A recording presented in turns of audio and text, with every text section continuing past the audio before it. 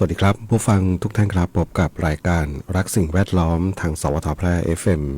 91 เมกะเฮิรตซ์ครับเช้าวันศุกร์ที่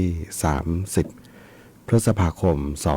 2568อยู่กับผมแสวงเป้าเพชรเป็นผู้ดำเนินรายการครับกลับมาพบกับท่านผู้ฟังกันเหมือนเช่นเคยครับเริ่มต้นกันในช่วงเช้าๆครับวันศุกร์สุดสัปดาห์ครับหลายคนทำงานในความสุขเนาะแล้วก็สุขสิ้นเดือนสิ้นเดือนหลายคนก็เงินเดือนออกเนาะนะครับเดี๋ยวนี้นี่ระบบเงินเดือนเฉพาะข้าราชการนะ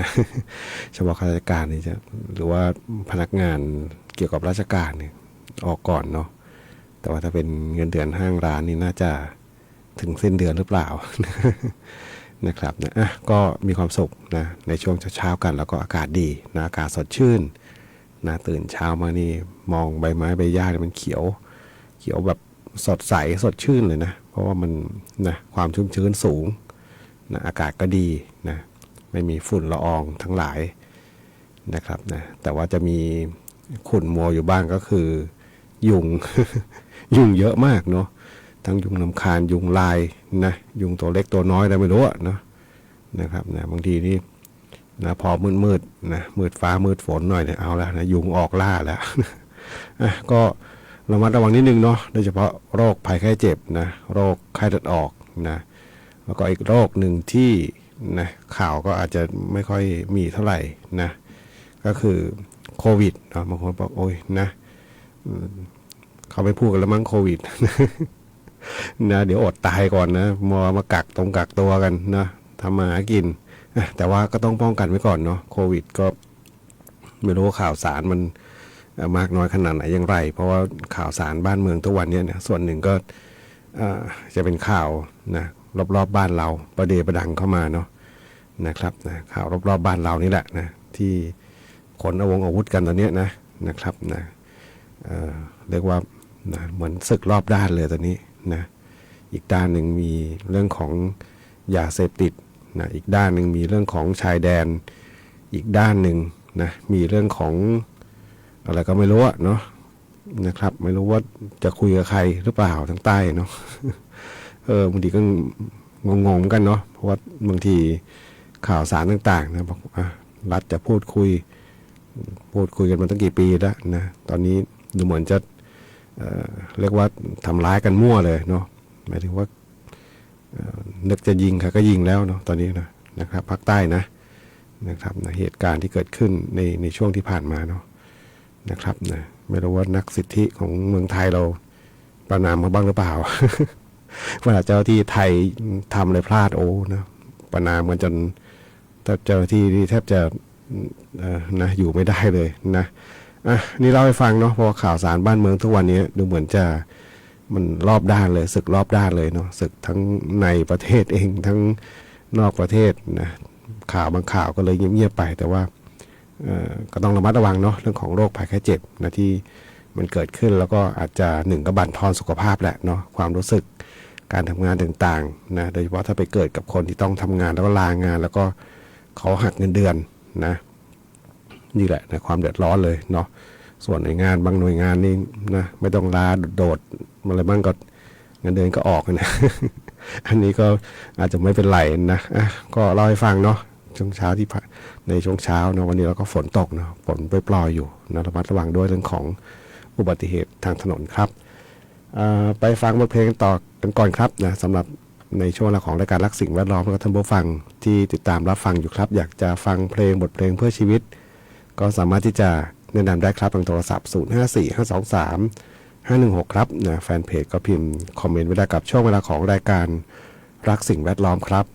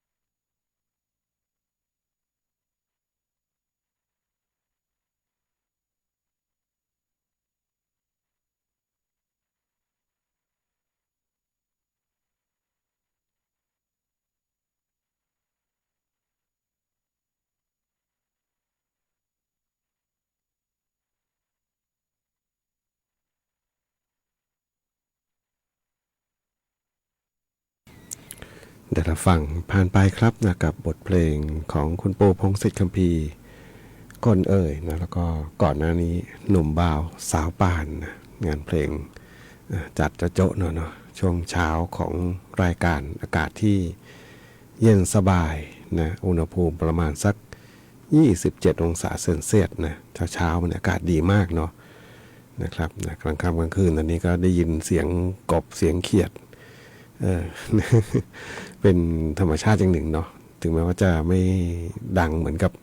ในอดีตเนาะในอดีตต้องบอกเสียงมันกังวานมากเลยเนาะกลางค่ำกลางคืนเนี่ยนะช่วงหน้าฝนเนี่ยเดี๋ยวนี้นี่ก็อาจจะด้วยนะการหากินของมนุษย์เรา ของคนเราแล้วก็อีกด้านหนึ่งเนาะยากำจัดสารเคมีทั้งหลายที่กำจัดศัตรูพืชนะครับเมื่อสัปดาห์ที่แล้วเนาะได้มีโอกาสไปเป็นกรรมการนะคัดเลือกอาหารของเมืองแพร่นี่แหละเนาะนะครับพอดีท่านผอ.ติดภารกิจเนาะก็ส่งผมไปเป็นตัวแทน อันนี้ไม่เกี่ยวกับคือไม่ได้เกี่ยวกับนั่นนะแต่ว่ามันเป็นเรื่องของสารเคมีที่ปนเปื้อนนะคือบางอย่างเนี่ยนะมันมีสิ่งที่ดีอยู่เนาะในอดีตนะต้องบอกในอดีตน้ำปูเนี่ยนะเอาภาษากลางกันน้ำปู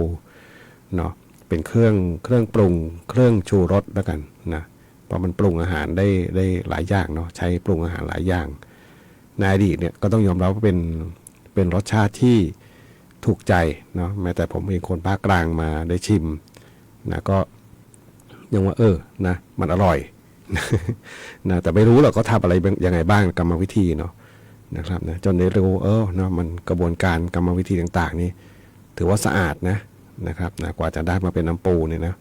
สะอาดจริงอยู่สีมันอาจจะดูดำๆเนาะมีปัญหานะ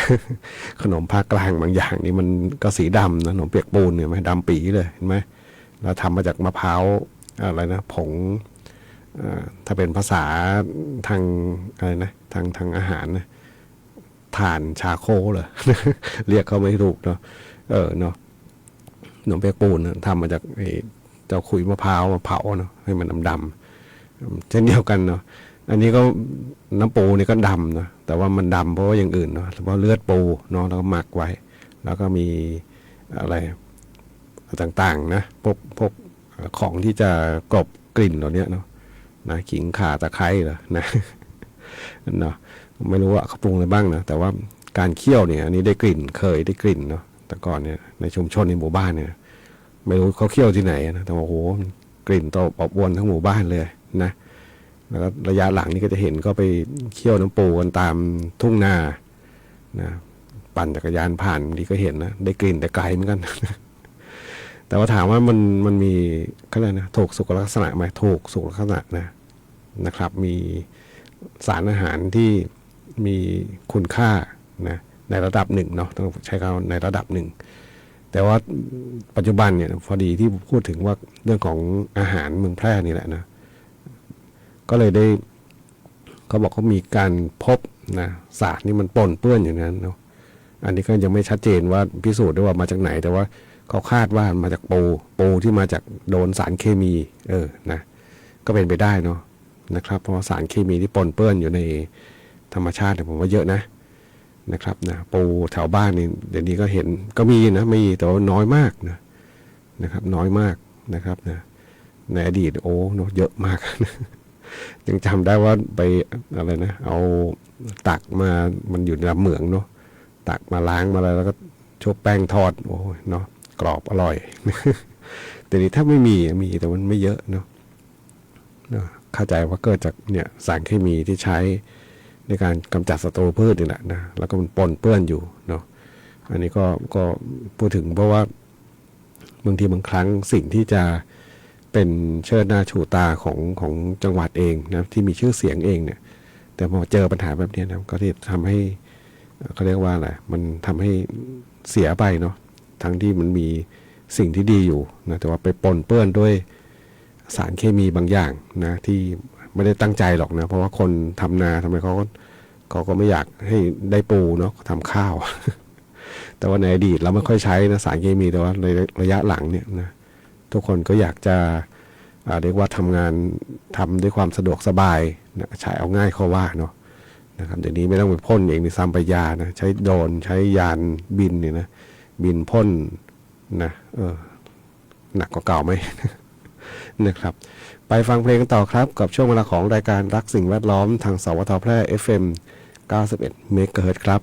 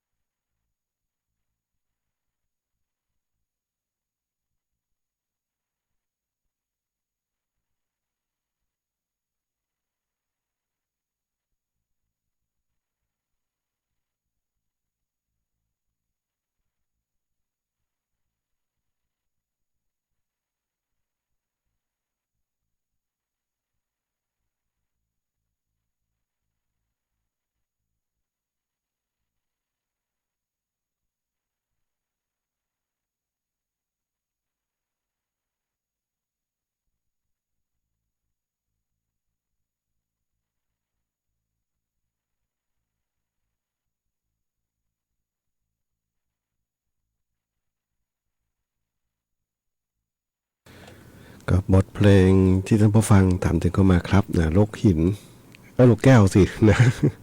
โลกหินนี่เด็กดีเนาะโลกแก้วนี่เด็กไม่ดี ขอบคุณผู้ฟังนะที่ถามถึงเข้ามานะเพลงที่ผ่านไปนะโลกแก้วนะเลี้ยงดูนะก็นี่แหละเนาะที่เขาบอกอะไรนะพ่อแม่รังแกฉันนะครับเลี้ยงด้วยความประคบประหงมนะบางทีก็ไม่ใช่พ่อแม่แต่ว่าเป็นปู่ย่าตายายเนาะอันนี้หนักกว่าพ่อแม่อีกนะเท่าที่เคยเห็นเนี่ยนะ เกิดขึ้นกับนะใกล้ๆตัวเลยเนาะนะครับนะเพราะว่าอะไรเพราะว่าเขาบอกว่าคนที่เป็นปู่ย่าตายายเนี่ยนะเขาบอกว่าบางคนที่อาจจะเคยเลี้ยงลูกด้วยความผิดพลาดนะผิดพลาดในที่ไม่ถึงว่าวิธีที่ใช้เลี้ยงเนี่ยอาจจะผิดแล้วล่ะนะแต่ก็ไม่ได้ทำร้ายสังคมนะแต่เลี้ยงด้วยอาจจะรู้สึกผิดเนาะเขาบอกนี่ผมเคยอ่านบทความหนึ่งนะเขาบอกว่าก็เลยเหมือนกับปมในใจนะว่าพอมีหลานนี่ก็จะเลี้ยงหลานให้ได้อย่างที่ตัวเองคาดหวังนะอย่างที่จะต้องตามใจจะต้องแบบนะแล้วก็รู้สึกอะไรเหมือนยิ่งกว่าพ่อแม่เนาะ นะมันเป็นสังคมบางอย่างที่มีอยู่เนาะแต่ก็ไม่ได้ผิดมากมายอะไรนะเพียงแต่ว่าเพราะว่าการเลี้ยงดูลูกเนี่ยนะตั้งแต่ในอดีตนะปัจจุบันนี้อาจจะให้มีข้อมูลเยอะขึ้นเนาะมีองค์ความรู้ต่างๆนะผ่านวิชาการผ่านตำรับตำราต่างๆเข้ามาเนาะแม้แต่โลกออนไลน์ก็มีเนาะนะครับนะสามารถที่อ่านดูสามารถที่จะศึกษาได้แต่ว่าถ้าเป็นในยุคอดีตเนี่ยมันไม่มีเลยนะมีแต่ญาติพี่น้องนะที่จะคอยแนะคอยสอนคอยบอกเนาะว่าต้องทำยังไงต้องแบบไหนยังไงนะครับเพราะคนในอดีตเขาไม่ได้มีองค์ความรู้มากมายหรอกนะการเรียนศึกษาก็อาจจะเพียงแค่นะป .6 ป .7 เนาะสมัยก่อนป .7 เนาะป .6 นี่มีอย่างรุ่นผู้จัดแล้วป .6 นะก่อนป .7 เนาะอย่างดีก็มศเนาะมศอะไรมศ3ใช่ไหมเนาะใช่ไหมถือว่าหรูเลยเนาะถ้าคนอยู่ในวิถีชนบทแล้วจบมศ3เนี่ยนะโอ้ยนะเป็นปราชญ์ของชุมชนเลยมั้ง นะก็คือนะแต่ด้วยองค์ความรู้ที่จะใช้ลักษณะของการถ่ายทอดแบบปากต่อปากเนาะแล้วก็โดยการพูดคุยนะครับมันอาจจะไม่ครบถ้วนบ้างอะไรบ้างก็แต่ก็เรียกว่าเดินคำทางกันมาเนาะแต่ว่าในยุคปัจจุบันเนี่ยองค์ความรู้ต่างๆเนี่ยมันมีมากมายเนาะทั้งทางการแพทย์เองทั้งอะไรมากมายก็เข้ามาเนาะก็ทำให้วิธีการต่างๆเนี่ยมันอาจจะดีขึ้นนะแต่นั่นแหละ หลักลูกเนาะก็ดูให้มันถูกทิศถูกทางเนาะนะเป็นสิ่งที่บอกกันลำบากนะ ขอบคุณผู้ฟังที่ติดตามรับฟังครับแล้วก็ถามถ่ายเพลงเข้ามาวันนี้วันนี้ผมดูข่าวพยากรณ์อากาศเนาะดูแผนที่ที่เขาเสี่ยงฝนตกหนักนะวันนี้นี่เฉียดแพร่เลยล่ะนะพื้นที่ที่เป็นสีแดงไปถึงฝนตกหนักนะมีแม่ฮ่องสอนเชียงใหม่ลำพูนลำปางนะติดกันมาเลยนะ4จังหวัดเนี่ยนะแม่ฮ่องสอนเชียงใหม่ลำพูนลำปางนะภาคตะวันออกมาถึงแพร่เนี่ยเป็นสีเหลืองนะพะเยาเชียงรายสีเหลืองตากเป็นสีเหลืองล้อมรอบสีแดงอยู่นะหมายถึงว่าฝนหนักนี่กระจุกตัวอยู่ทางทิศตะวันตกแม่ฮ่องสอนเชียงใหม่ลำพูนลำปางเนี่ยนะเมืองแพร่บอกว่าเฉียดละนะดูจากแผนที่เนี่ยนะแล้วก็ข้ามไปโน้นเลยทางอีสานตอนบนนะครับนี่คือแผนที่ที่เสี่ยงภัยฝนตกหนักถึงหนักมากในวันนี้นะครับนะจริงๆก็ดูมันมีเรดาร์อากาศประกอบด้วยเนาะก็ใกล้เคียงแหละเนาะทุกวันนี้นะความทันสมัยของโลกเทคโนโลยีต่างๆนะที่ทำให้เราได้เห็นเหมือนกับตาทิพย์ นะครับนะนี่ก็แจ้งให้ทราบเนาะเพราะว่าทุกวันนี้เรื่องของข้อมูลข่าวสารต่างๆโดยเฉพาะข่าวพยากรณ์อากาศเนี่ยนะเราติดตามเนี่ยมันค่อนข้างแม่นยำเนาะดูได้แม้แต่บนสมาร์ทโฟนเราเนาะนะใครที่เช็คกลุ่มเมฆกลุ่มอะไรจะเห็นได้เลยว่ามันเกือบจะว่าเกือบ 100% ก็ได้เนาะเป๊ะๆ กดเช็คว่ากลุ่มเมฆจะเข้ามาจะมีฝนเคลื่อนตัวเข้ามาเนี่ยนะมันชัดเจนเนาะฉะนั้นเนี่ยนะมันบางทีบางคนบอกเก็บผ้าทันอยู่นะตากผ้าตากผ่อนไว้เก็บทันอยู่เนาะนะครับนะก็แจ้งให้ทราบกันวันนี้นี่มี โอกาสความเขาเรียกความเสี่ยงที่จะมีฝนตกหนักในพื้นที่นะทั้งบ้านเราแล้วก็ใกล้ๆบ้านเรานะครับไปฟังเพลงกันต่อครับกับช่วงเวลาของรายการรักสิ่งแวดล้อมทางสวทแพร่ FM 91 เมกะเฮิรตซ์ครับ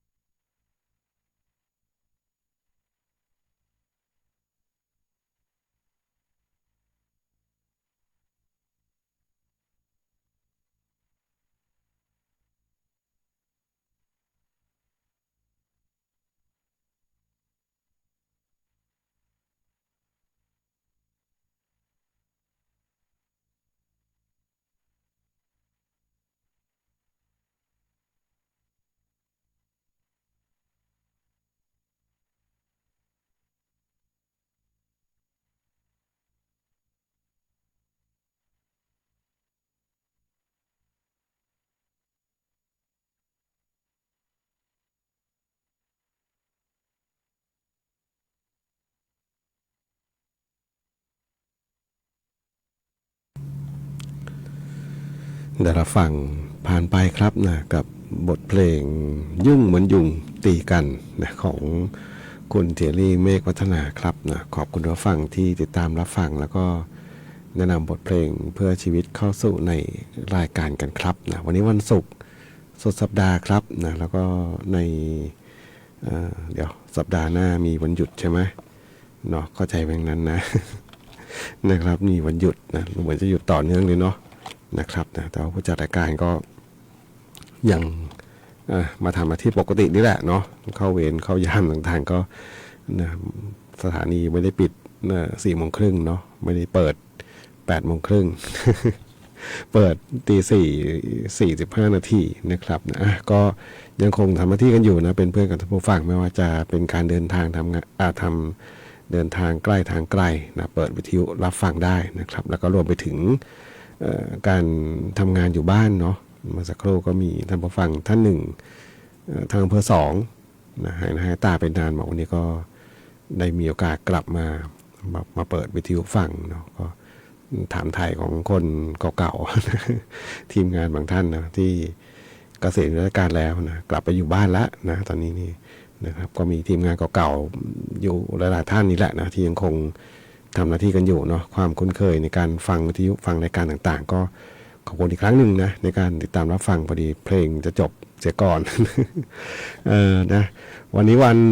ถือว่าสิ้นเดือนแล้วนะ30ศุกร์สิ้นเดือนนะถ้านับวันทั้งหมดก็31คือวันพรุ่งนี้เนาะนะครับนะก็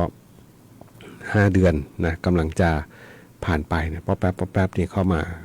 จะพอครึ่งปีแล้วเนาะแล้วก็ครึ่งปีหลังเนี่ยนะหมายถึง6 เดือนหลังเนี่ยเราจะรู้สึกว่ามันเร็วเนาะเวลาที่มันเร็วขึ้นมันเท่าเดิมนะแต่ว่าเป็นความรู้สึกของหลายๆอาจจะเป็นด้วยหลายๆคนเนาะเพราะว่าหนึ่งก็คืออากาศดีนะเพราะครึ่งปีหลังนี่จะเย็นสบายละไม่ค่อยร้อนไม่เคยมีฝุ่นละอองอะไรไม่มีอะไรต่างๆที่มัน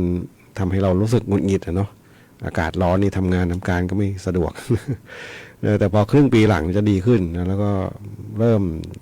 จะไปเปลี่ยนผ่านไปถึงฤดูหนาวนะก็ทำให้เรารู้สึกว่าวันเวลามันเร็วนะครึ่งปีหลังเนี่ยนะแป๊บเดียวเดี๋ยวก็ผ่านแต่ละปีไปนะครับนะนี่เข้ามานะสิ้นเดือนที่5แล้วนะครับขอบคุณผู้ฟังอีกครั้งหนึ่งในการติดตามรับฟังแล้วก็วันนี้คงเฝ้าระวังเนาะเรื่องของฝนตกน้ำท่วมในบางพื้นที่นะถ้าเป็นลักษณะที่เขาบอกเจ้าเรนบอมอะไรเนี่ยนะถ้าเป็นฝนมาที่จริงในอดีตก็มีแต่ว่าศัพท์เรามนุษย์เราอาจจะพยายามหาคำใหม่ๆเข้ามานะ ถ้าฝนมันตกหนักต่อเนื่องนะนะฝนมันตกต่อเนื่องหรือบางทีบางครั้งมันอาจจะไม่ตกหนักหรอกแต่ว่า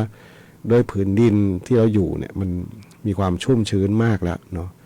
ต่อไปน้ำก็ไม่ซึมลงไปแล้วเนาะก็ไหลอย่างเดียวนะนี่แหละนี่ต้องระวังไอ้ถ้ามันไหลไปเราไปท่วมโดยที่พื้นที่ไม่ได้สูงมากนักมันค่อยๆท่วมขึ้นมาเองพอเก็บข้าวเก็บของทันเนาะแต่ว่าถ้าเป็นพื้นที่ที่เป็นลงไหลลงดอยมาเนี่ยอันนี้แหละอันตรายนะครับนะก็ต้องระมัดระวังด้วยนะครับวันนี้รายการสิ่งแวดล้อมทางสวทแพร่ FM 91 เมกะเฮิรตซ์มาถึงช่วงท้ายรายการครับคงต้องนำรายการท่านผู้ฟังไปก่อนพบกันใหม่ในสัปดาห์หน้าวันนี้ขอความสุขความโชคดีจงมีแต่คุณผู้ฟังทุกท่านสวัสดีครับ